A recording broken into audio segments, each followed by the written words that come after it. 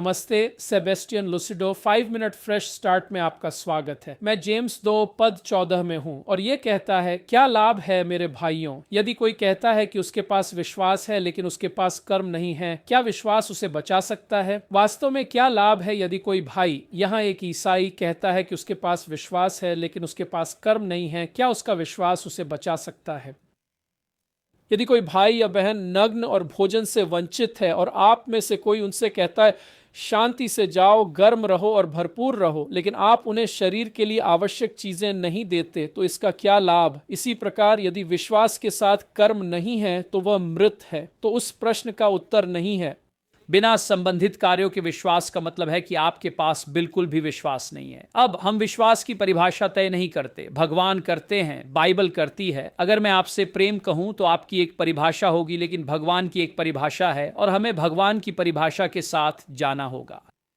सृष्टिकर्ता है, अधिकार है और मानवता का न्यायाधीश होगा। वह हमें अपने परिभाषाओं के आधार पर न्याय करेगा, हमारे नहीं। तो जब आप इसे देखते हैं, पद 18, लेकिन कोई कहता है तुम्हारे पास विश्वास है और मेरे पास काम है, अपने कामों से मुझे अपना विश्वास दिखाओ और मैं तुम्हें अपने कामों से अपना विश्वास दिखाऊंगा। तुम मानते हो कि एक ही परमेश्वर है, तुम अच्छा करते हो।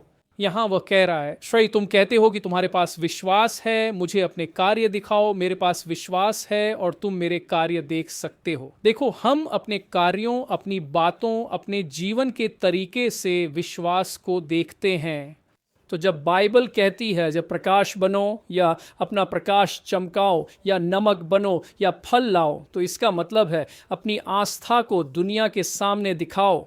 तो आप विश्वास को नहीं देख सकते, आप विश्वास के परिणाम देख सकते हैं। तो वह कहता है यहाँ तक कि दुष्ट आत्माएं भी कांपती हैं। तो अगर हम विश्वास करते हैं और हमारे पास कोई कार्य नहीं है तो हम बस दुष्ट आत्माओं की तरह हैं। हम मानते हैं कि यीशु जीवित थे लेकिन हम उनके लिए नहीं जी रहे हैं। हम मानते हैं कि यीशु का अस्तित्व था लेकिन उनका अस्तित्व हमारे लिए कुछ भी मायने नहीं रखता। वह सिर्फ एक ऐतिहासिक व्यक्ति है। और इसलिए 21वीं आयत कहती है, क्या हमारे पिता अब्राहम को उनके कर्मों से न्यायोचित नहीं ठहराया गया जब उन्होंने इसहाक को वेदी पर चढ़ाया? क्या आप देखते हैं कि विश्वास उनके कर्मों के साथ काम कर रहा था और कर्मों के द्वारा विश्वास सिद्ध हुआ?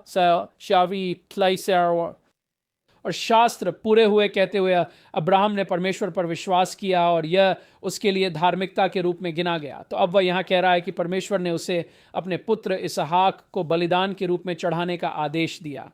तो अब्राहम का विश्वास उसके कार्यों में प्रकट हुआ जब उसने वास्तव में ऐसा किया। तो जब भी हम परमेश्वर के वचन का पालन करते हैं, हम वास्तव में कह रहे होते हैं कि हमें परमेश्वर और उसके वचन पर विश्वास है। तो उच्चतम स्तर पर यही विश्वास की परिभाषा है। आप जानते हैं, आप यीशु को अपने प्रभु और उद्धारकर्ता के रूप में स्वीकार कर सकते हैं जब तक कि आप थक ना जाएं। लेकिन जब तक आप यीशु को अपने प्रभु और उद्धारकर्ता के रूप में नहीं जीते, तब तक आप कभी भी उद्धार नहीं पाएंगे। Där vår vissa skrivfjärse och se Bibeln säger vissa skrivkänns som vissastes भगवान फरिसन उग्रेद से हम विशेष को सामने लसे द विशेष केवल एक अनुमान नहीं से स्पेशल बाइबल विशेष पर हम सक्रिय जीवित विश्वास लाते हैं जब हम यीशु को अपना प्रभु और उद्धारकर्ता मानते हैं और अपने दिल में विश्वास करते हैं कि परमेश्वर ने उसे मृतकों में से उठाया है, तो हम उस जीवन को जीते हैं। उस जीवन और उस जीवन के फल को दुनिया देख सकती है और यही बाइबल का जीवित विश्वास है और यहाँ राहाब भी है।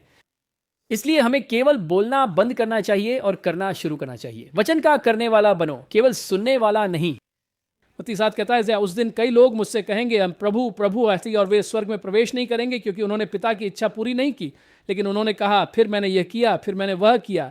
दिन के अंत में जो चीज़ें उन्होंने कही कि उन्होंने की, वे उनके माध्यम से काम कर रही परमेश्वर की शक्ति थी। क्या आप यीशु को अपने प्रभु और उद्धारकर्ता के रूप में जानते हैं?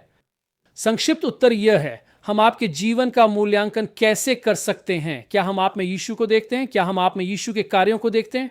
क्या हम आपको परमेश्वर के वचन को जीते हुए देखते हैं? क्या आप देखते हैं? क्या हम आपको देते हुए देखते हैं? क्या हम आपको अपना समय देते हुए देखते हैं? क्या हम आपको वास्तव में ऐसे जीते हुए देखते हैं जैसे भगवान और यीशु आपके प्रभु और उद्धारकर्ता हैं और आप स्वर्ग के राज्य के हैं? क्योंकि अगर आप पड़ोसी की तरह दिखते हैं तो आप नहीं हैं। आपको उस पड़ोसी से अलग होना चाहिए जो यीशु को नहीं जानता। उन्हें हमारे अंदर यीशु को देखना चाहिए। हम छिपने के लिए नहीं बने थे। हम एक मोमबत्ती स्टैंड पर मोमबत्ती बनने के लिए बने थे ताकि दुनिया हमारे अंदर की रोशनी देख सके जो हमसे विकिरण कर रही है। परमेश्वर के वचन को हमारे माध्यम से जीते हुए, हम परमेश्वर के वचन पर कार्य करते हुए और परमेश्वर के वचन के अनुसार जीते हुए और परमेश्वर की अर्थव्यवस्था के अनुसार जीते हुए। यही दुनिया को देखने की ज़रूरत है। उन्हें किसी ऐसे व्यक्ति को देखने की ज़रूरत नहीं है जो उपदेश दे रहा हो लेकिन कर नहीं रहा हो, सिखा रहा हो लेकिन जी नहीं रहा हो, क्योंकि अगर आप इसे नहीं जीते तो लोग आपकी बात सुनना नहीं चाहते, वे इसे पाखंड के रूप में देखते हैं। आप जानते हैं, और मैं यह हमारे जीवन में करता हूँ। लोगों ने मुझसे पूछा है, अगर मेरा कोई समलैंगिक रिश्तेदार है और मैं उनकी शादी में जाता हूँ तो क्या यह गलत है? और मैंने कहा हाँ। आप बाइबल के खिलाफ किसी चीज़ की शादी में भाग ले रहे हैं तो आप यह कह रहे हैं कि आप उन सभी लोगों के साथ समझौता करने के लिए तैयार हैं जिन्हें आप उपदेश दे रहे हैं कि आप जीवन जीते हैं, जब तक कि वह कोई ऐसा व्यक्ति न हो जिससे आप संबंधित हों या संपर्क में हों। इसका मतलब यह नहीं है कि आप उनके साथ बैठकर खाना नहीं खा सकते और उन्हें संदेश देने की कोशिश नहीं कर सकते, लेकिन हमें प्रकाश बनना चाहिए। हमें वही जीना चाहिए जो हम कहते हैं, और वही कहना चाहिए जो हम जीते हैं, ताकि हमारे अंदर कोई पाखंड ना हो। खैर, भगवान आपका भला करे। देखने के लिए धन्यवाद। कृपया साझा करने, अनुसरण करने, पसंद करने या टिप्पणी करने के बारे में प्रार्थना करें। ये वास्तव में हमारे एल्गोरिदम में हमारी मदद करता है, यह हमें अधिक लोगों तक पहुंचने में मदद करता है। इसे इस तरह सोचें कि यह पसंद करने और हमें अधिक लोगों तक पहुंचने में मदद करने जैसा है, और फिर हमारे लिए दान करने के बारे में प्रार्थना करें। हम एक 501 गैर लाभकारी संगठन हैं। बस हमारी वेबसाइट पर जाएं, एक आवर्ती दान करें और आप जानते हैं, हमें $10 प्रति माह या $25 प्रति माह दें। आप एक अच्छे कारण में मदद कर रहे होंगे। हम एक सप्ताह में 15 अलग अलग वीडियो पाठ्यक्रम सिखाते हैं। हम बाइबल पाठ्यक्रम बनाते हैं, किताबें लिखते हैं। हम यह सब मुफ्त में देते हैं। हम किसी चीज़ के लिए शुल्क नहीं लेते। भगवान आपका भला करे। आपका दिन शुभ हो। देखने के लिए धन्यवाद। आज देखने के लिए धन्यवाद। सूचित रहने और मंत्रालय के साथ खड़े रहने के लिए watchandsofttruth.com पर जाएं। आपको मुफ्त संसाधन, पूरी शिक्षण श्रृंखला और सुसमाचार फैलाने में हमारे साथ साझेदारी करने के तरीके मिलेंगे।